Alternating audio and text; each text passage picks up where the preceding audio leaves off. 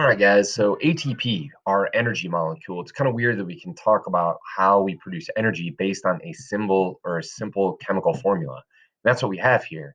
ATP is adenosine triphosphate. In the last unit, we talked about that. We talked about the structure. And what you have to understand here is when we have hydrolysis of ATP, all we're doing is we're reacting with water and popping off one phosphate group. So there's one, two, three phosphoruses. We react it with water. Now there's only two phosphorus on there, and we get ADP. When that occurs, we get 7.3 kilocalories per mole. Don't worry too much about the units there. Just understand that when we start talking about this, the 7.3 kilocalories, that's going to play a role later on. Um, and so here, any process that we need energy for, we release ATP. It's the most prominent of a group of high energy molecules. There's a few others that we'll touch on. There's GTP, but ATP is going to be the primary one. And this releases energy when that phosphate bond is broken. So what we can do is we can synthesize ATP from ADP. This is a reverse reaction and it requires 7.3 kilocalories. All right. So if you look here, ATP plus water gives us ADP plus this compound, and that releases, well, and when reaction releases energy, we say that's negative because it's going out. It's negative 7.3 kilocalories. However, when ADP reacts with this negative 2 ion here, that means 7.3 kilocalories has to be absorbed.